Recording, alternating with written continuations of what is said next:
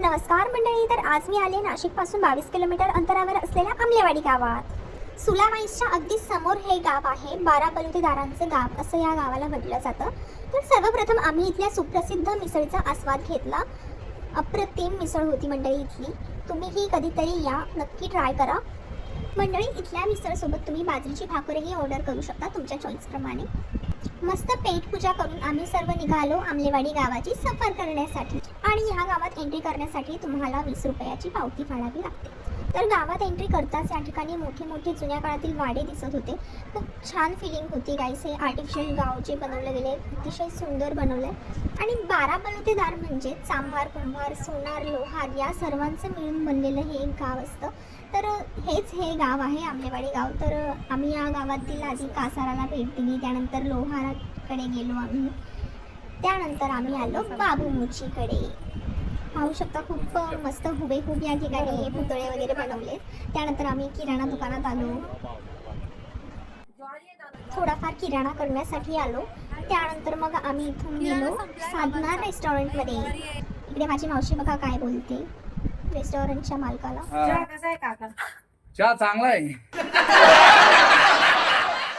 आणि मग आम्ही आलो आमलेवाडीच्या शाळेत. इथले गुरुजी विद्यार्थ्यांना शिकवत होते, म्हणून आम्ही म्हणजे डिस्टर्ब नको करायला शिक्षकांना आणि विद्यार्थ्यांना. तर आम्ही तिथून निघालो आणि पुढे आम्ही आलो पाटलाच्या वाड्यात. काका म्हटलं आलो तर जरा पाटलाशी जरा गप्पा गोष्टी वगैरे करून जाऊयात. आणि मम्मी आणि मावशी तर पाटलाच्या घरची बंगलीच सोडायला तयार नव्हते. नंतर मी आली पुढे. इथे काचेच्या बॉटल्सचं काहीतरी बनवलेलं होतं. शाळा सुटली. त्यानंतर शाळा सुटली आणि आम्ही जरा इथे निवांत बसलो. त्यानंतर मग आम्ही आलो इथे इस्त्रीवाल्या काकांकडे. आणि मग इथल्या टेलर काकांकडे मी एक टॉप शिलाईला दिला होता. त्यांनी तो नीट रिपेअर्स नव्हता केला, तर मी त्यांना पुन्हा ते नीट शिलाई मारायला सांगितली त्यांना. आणि मग आलो प्रभात केश कर्तनालयामध्ये. इथे बघा आमच्या साई काकांची केस कापून देते, कारण की इथले न्हावी काका गावात भंडारा असल्यामुळे दुकान सोडून गेले होते. मग इथल्या कार्पेंटर काकांना जरा हाय बाय करून आम्ही निघालो. इकडून जरा पुढे इथे ऊसाचं मशीन असतं ना, ते पारंपरिक, ते होतं या ठिकाणी. अजूनही काही ठिकाणी असतं हे. आमच्या साईला हे गोल गोल फिरवायला खूप मजा येत होती. आणि हा आहे गधाराम. हा मला एवढा आवडला की असं वाटलं की याला उचलूनच घरी घेऊन जावं. आणि मग आम्ही आलो इथल्या ग्रामपंचायतमध्ये. पाणी प्या, थंड व्हा, उद्या राजीनामा द्या, आता नव्या पोरांना येऊ द्या.